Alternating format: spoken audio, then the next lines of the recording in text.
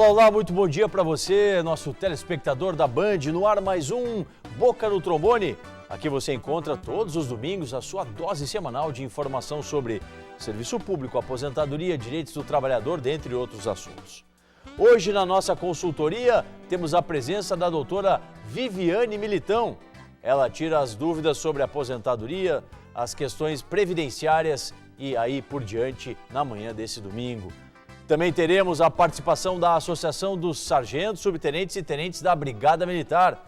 Quem fala conosco são os diretores Alex Cael da Silva e também Dagoberto Walterman. A situação dos sargentos, subtenentes e tenentes da Brigada Militar é a pauta. E é claro, hoje é dia de dica trabalhista. Quem vai participar do programa é a doutora Letícia Prina. Essas são as atrações do programa de hoje, mas antes de tudo, hora de colocarmos a Justiça em Foco.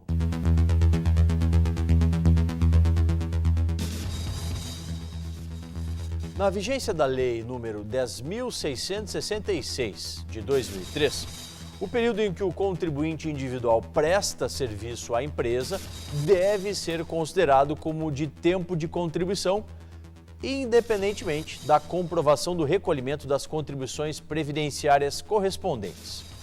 Esse foi o entendimento da Turma Regional de Uniformização dos Juizados Especiais Federais da 4ª Região em julgamento do incidente de uniformização ajuizado por um segurado contra a decisão da 1ª Turma Recursal de Santa Catarina. O decisório não reconheceu como tempo de contribuição o período em que a empresa contratante do autor, que era motorista autônomo, deixou de repassar os valores recolhidos deste para pagamento ao Instituto Nacional do Seguro Social. O autor alegou que há divergência entre as turmas recursais e pediu a prevalência do entendimento da 1ª Turma do Paraná, que reconhece o tempo, isentando o trabalhador pelo erro da empresa.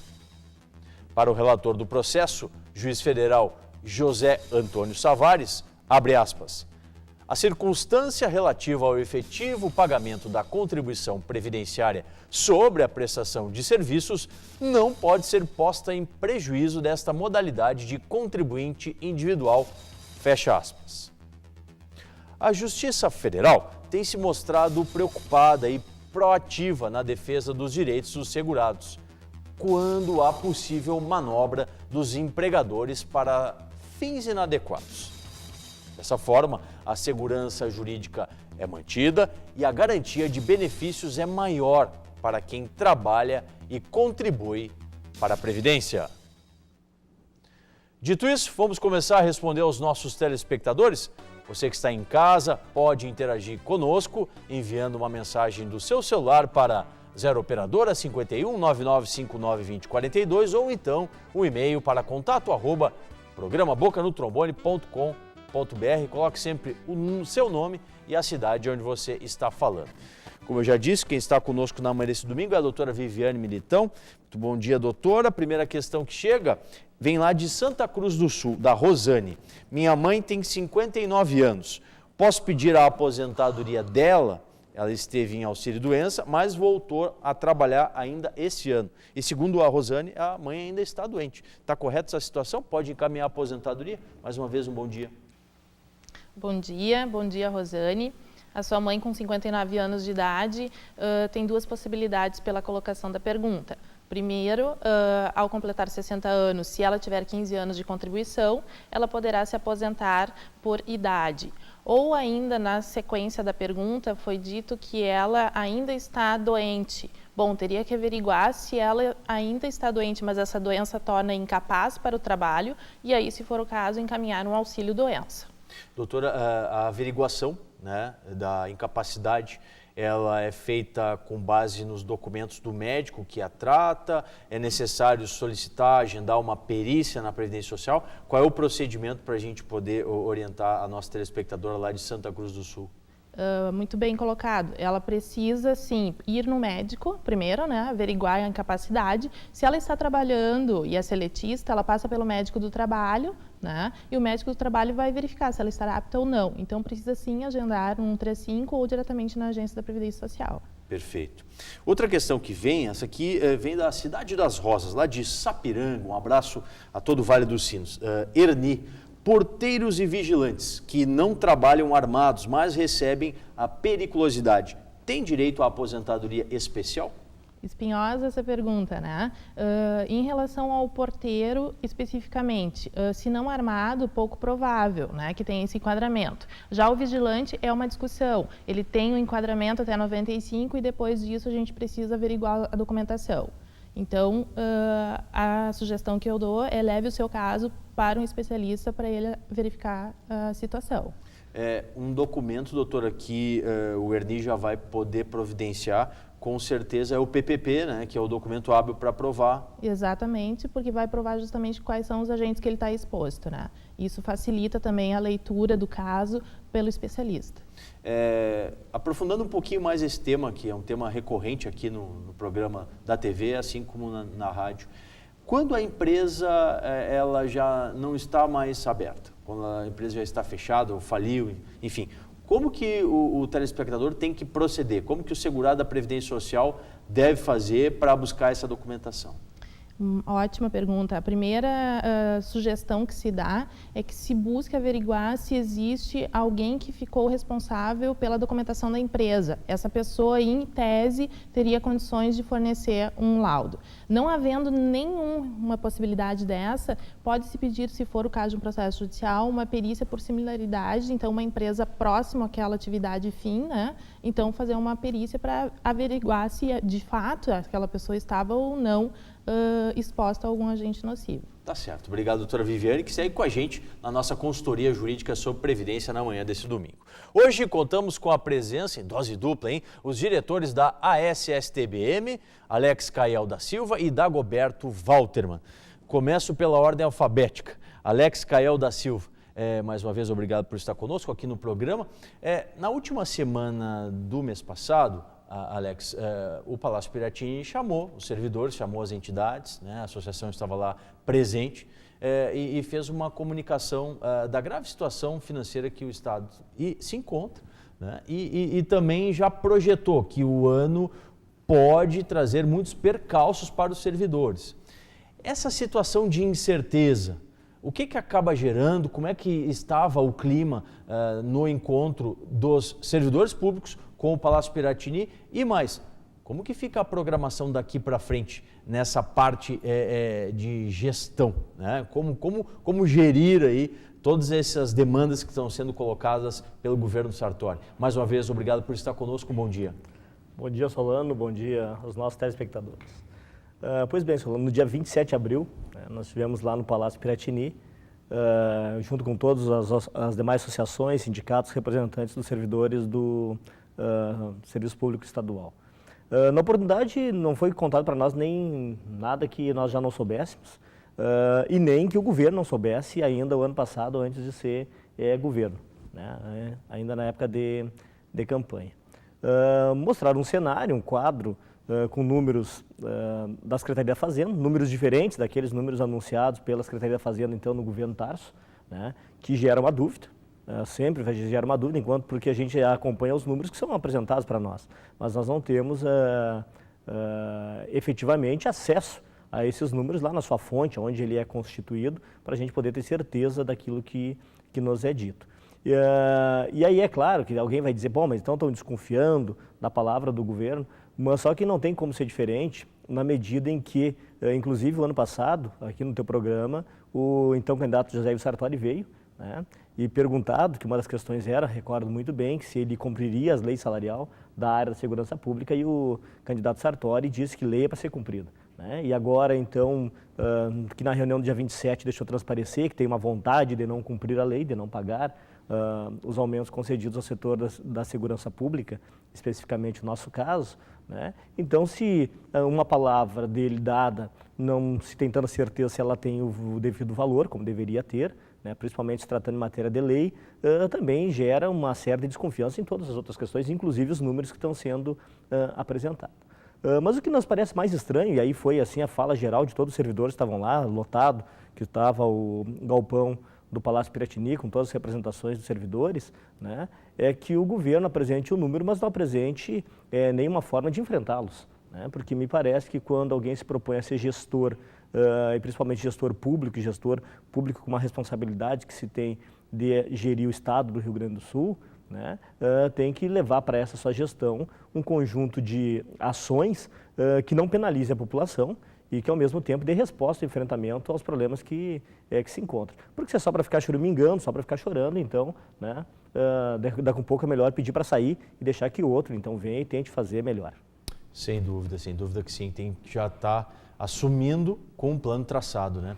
Dagoberto Waltermann, você que tem o contato diário, né, com os representantes, com quem está lá na linha de frente, né, os servidores, como que está sendo sentido pela categoria esses últimos movimentos do Palácio Piratini, porque mobilizações estão acontecendo a todo momento, né?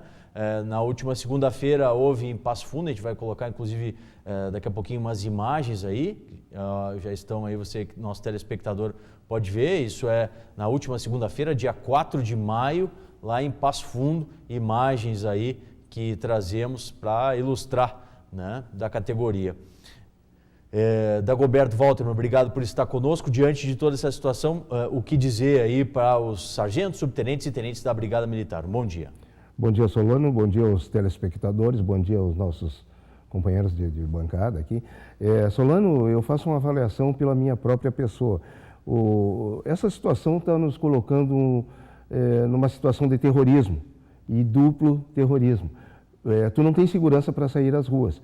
E com essas notícias que surgem, esses boatos de corte de verba para a segurança pública, a gente acaba entrando numa insegurança psicológica. Então, essa é a avaliação que eu faço pela minha pessoa. Consequentemente, acredito que todos os demais colegas também passam pela mesma situação. E o interessante é que nessa situação que o governo nos demonstrou, lá no Palácio Piratini, lá no Galpão, como disse o Kael, números, só citava segurança pública. Não tinha números de outras classes do funcionalismo. Sim. Tudo era corte na segurança. Então, realmente nos deixa um tanto quanto apavorados, para dizer assim, bem mais. E Dagoberto, pela sua experiência, em razão dessas próprias manifestações do governo, como diz o gaúcho, será que o servidor da segurança está marcado na palheta? Porque, de forma alguma, isso pode acontecer. As negociações, elas ocorreram num outro governo, ok, aconteceram, mas, como disse mesmo e grifou agora o Kael, se a lei foi editada, né, e está em vigência para ser concretizada, tem que ser cumprida. Solano, acredito que não seja assim exatamente tão marcado na palheta. O problema é o seguinte, que aos olhos de governo, segurança não dá lucro, certo? Então ele investe em 2, 3 viaturas e a população fica enganada, mas não sabe o que está acontecendo dentro da segurança pública. E a insegurança pública hoje ela está atirada, está um caos. Sim. Inclusive, mais uma vez, né, tivemos o clássico Grenal, né, as situações que acabaram ocorrendo, infelizmente, né, desordem, bagunça, a Brigada Militar ali presente, né, prestando o seu serviço público para a população, ou seja, de forma alguma a segurança pública pode ficar visada pelo governo do Estado. Por quê? Porque está prestando o seu serviço e a contrapartida por parte do governo tem que haver, não é isso? Exatamente. E o governo ele divulga dados que colocou o pessoal do serviço administrativo na rua, isso aí sempre existiu. Inclusive a gente chamava de batalhão fantasma. Sim. Que é o pessoal do administrativo que trabalha na rua. E esse pessoal sempre trabalhou na rua. Então não muda em nada o número de policiais na rua. Não muda. Não muda porque isso aí já fazia parte do cotidiano. É feriado, é final de semana.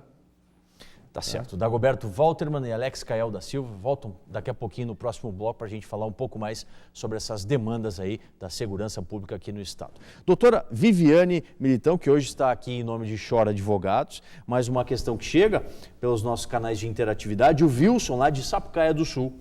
A notícia sobre pagamento dos precatórios do INSS, os precatórios federais, doutora? Sim, em princípio os precatórios estão sendo pagos no mês de novembro, né? Então, por enquanto, não se tem nenhuma notícia assim de que não serão pagos. Pelo contrário, em princípio está tranquilo, novembro deve sair aí o pagamento. E com isso, né, uma mudança da conduta do governo federal.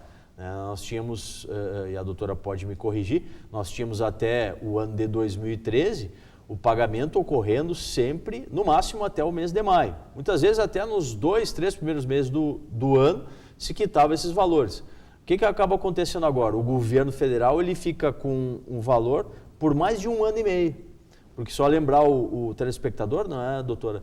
O precatório ele é expedido até uma data e aí é pago no ano seguinte. Exato, é isso aí.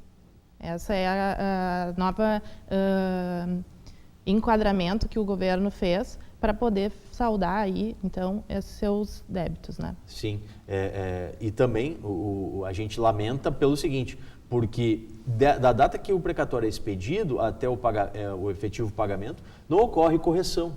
Né? Não temos uma correção efetiva, não se recompõe aquele poder de compra que o precatório geraria no momento da expedição. Se ele é expedido até 30 de junho de um ano, ele vai ser pago no ano seguinte. E agora o pagamento está ocorrendo no mês de novembro. A lamentar, né? Exato. Obrigado, doutora. Segue conosco aqui na manhã desse domingo. Vamos a um breve intervalo, né? Damos sequência à nossa conversa aqui da situação dos servidores públicos gaúchos pela Brigada Militar. E também vamos ter a doutora Letícia Prina com a Dica Trabalhista. Boca no Trombone, ano 26. Muito mais interatividade para você.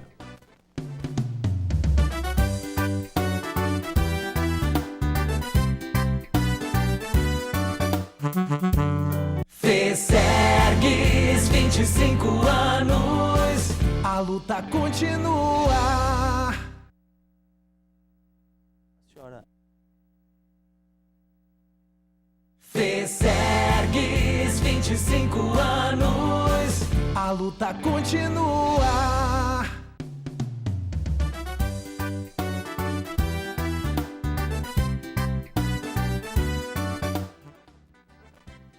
De volta com mais Boca no Trombone, seguimos interagindo com os nossos telespectadores. Doutora Viviane Militão, olha só a questão que vem lá da Serra. Um abraço a todos aí que nos prestam audiência de Canela, o nosso telespectador, o Orli. Como está a situação da desaposentação? Andou? Como é que é o nome? Erni, né? Orli. Orli. Seu Orli, a desaposentação ainda está pendente de julgamento no STF e a tradução disso no processo é que o processo fica sobrestado, fica suspenso, até então que há a decisão então, do STF dizendo aí se ela vai proceder ou não. É provável que em 2015 tenhamos a solução? Ou é uma incerteza? É uma incerteza, não há ainda um ajuste em relação a esse prazo, né? Tá certo. Obrigado, doutora Viviane, que segue com a gente aqui no Boca no Trombone para interatividade na nossa consultoria jurídica previdenciária. Agora é hora do mundo do trabalho aqui no Boca.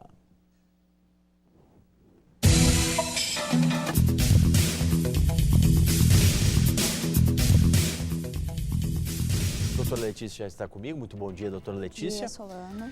Questões que vêm aqui, né, pela nossa interatividade. O Paulo, lá de Gramado, né, na nossa dica trabalhista de hoje, fazia várias funções e fui demitido. Posso cobrar a diária do veículo na minha garagem? Eu também fazia o transporte de funcionários e ficava com o veículo à noite. Acho que várias irregularidades aqui, né, doutora? Exatamente, Solano. É bem complicado uma posição, né, de acordo com este questionamento, porque tem várias situações que elas devem ser analisadas. Então, assim, num primeiro momento eu digo o que para ele? Ele deve procurar um advogado na área trabalhista, expor toda a situação, porque um dos princípios que rege o direito do trabalho é o contrato-realidade, ou seja, ele se sobrepõe ao contrato, né? Então, assim, o que vale é a realidade laboral do empregado, então isso ela tem que ser analisada por um profissional. Então, assim, ele expor a situação que ele trabalhava, aí num primeiro momento ele disse que ele fazia a função de motorista também, ou seja, era uma outra função, um acúmulo de função, um desvio de função. Então, o que eu aconselho ele? Procurar um advogado, expor a situação e daqui a pouco está entrando com uma ação trabalhista. Tá certo. Outra questão do Vladimir, né? Trabalho no condomínio Terraville. A empresa pode tirar meu vale-transporte? Eu vou de carro às vezes, meus colegas também vão, mas não retiraram o deles. A distância da minha casa até o condomínio é de 13 quilômetros. Sim, então assim, num primeiro momento não está certo, tá? A empresa ela não pode de forma alguma simplesmente bloquear o fornecimento do vale-transporte. Isso está previsto em lei. Isso é uma situação que quando o empregado ele é contratado pela empresa, né, ele opta ou não pelo vale-transporte. Então assim, se durante o contrato de trabalho alguma situação mudou, esse funcionário ele veio a residir mais próximo da empresa, enfim, situações que devem ser colocadas para o empregador. Ele não fala, ele não menciona isso. Então, num primeiro momento, não está certa a posição da empresa. Mas também, ele deve procurar um advogado na área trabalhista, até porque a legislação do vale-transporte, ela não prevê a distância mínima. Isso pode, sim, estar previsto na norma coletiva, que o usual é 1 quilômetro. Então, ele teria direito ao vale-transporte. Então, pegue a documentação, procure um advogado trabalhista especializado na área para expor a situação. Mais uma última questão, ela não vem com o nome, né? Vem somente, o final do telefone é o 5287, lá de São Leopoldo. Mistura algumas matérias, doutora, mas enfim, vamos prestar assistência ao nosso telespectador. Tenho audiência de revisão de alimentos, pago atualmente 25% sobre meus ganhos. Minha filha tem 19 anos e faz estágio. Consigo uma redução da pensão e uma data limite para pagar?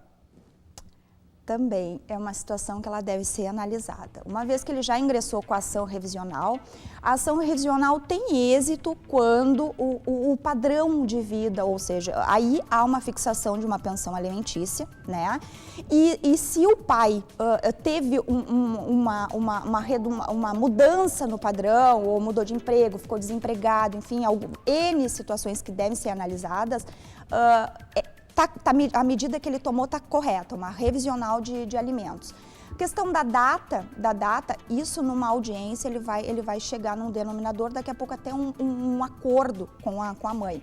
O fato da filha ter 19 anos e estar fazendo estágio não gera nenhuma mudança, uma vez que a princípio ela está estudando, então ela faz jus a esse pensionamento. Mas também é uma situação que deve ser colocada para um profissional. Ele fez o que ele fez aí está correto, buscou o judiciário e numa audiência de conciliação vai se tentar chegar num denominador comum. Tá certo. Obrigado, doutora Letícia. E mais um Dica Trabalhista. Doutora Letícia hoje vai ficar um pouquinho mais aqui no programa. Vai ficar ali do ladinho, daqui a pouco a gente conversa. Mas o Dica Trabalhista era isso. Obrigado, doutora. Obrigada.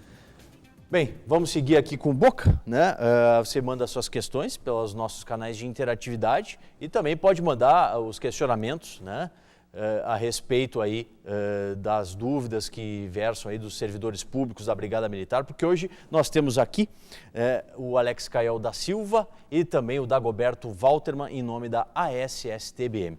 Alex, temos como pauta recorrente, tanto aqui quanto na rádio, um ponto que eu considero nevrálgico para esse débito todo que o Estado tem para com os servidores no ano e também historicamente na questão dos precatórios. O Estado tem cerca de 32 bilhões em créditos, em haver de empresas para fins de cobrança judicial.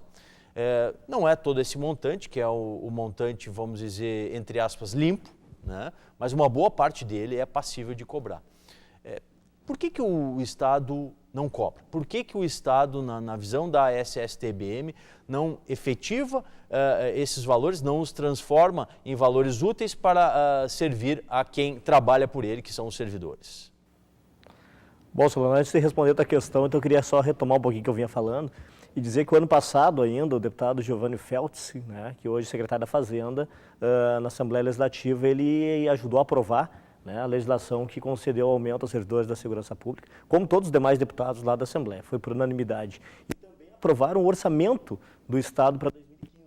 Tá? Então essa conversa de hoje de que não tem dinheiro no Estado é conversa fiada, porque o orçamento foi aprovado. É aprovado por todos os deputados, inclusive os deputados que hoje compõem a base do governo. Então nós não aceitamos conversar, negociar qualquer atraso, reordenação de datas para o pagamento desses aumentos. Até porque não tem mais de onde tirar, né? A Brigada Militar, os nossos telespectadores estão cansados já de saber que a Polícia Militar tem o pior salário entre todas as polícias do Brasil. Com relação à tua questão, para nós fica muito claro, né? Fica muito claro. Daí tu colocaste, o próprio Tribunal de Justiça tem se manifestado nesse sentido, são 32 bilhões de reais, são 32 bilhões, isso resolvia o problema do Estado, pagava todos os precatórios, né? Resolvia o déficit do Estado durante os 4 anos de governo, né? Tava a vida resolvida se cobrasse efetivamente dos devedores do Estado, né? Por mais que a gente saiba que talvez não seja os 32 bilhões, o que se pode alcançar num prazo mais de curto, médio prazo, mas uma boa fatia disso. E muito tem, né, a questão dos próprios financiamentos de campanha, né, que era muito importante nós sabermos que empresas são essas que devem para o Estado, para nós verificarmos se não são doadoras das campanhas, né? E aí fica mais fácil tirar dos servidores, que já não tem mais o que dar, e quando tiro dos servidores, tiro da população do Estado do Rio Grande do Sul, né, porque são servidores que prestam diretamente serviço para o conjunto da sociedade gaúcha, enquanto que os devedores, aquelas empresas que teriam que pagar, que cobraram, né, enfim, que fizeram suas vendas, fizeram seus negócios e arrecadaram dinheiro, teriam que pagar os impostos para o Estado, como todos nós pagamos, não o faz e o governo simplesmente não cobra.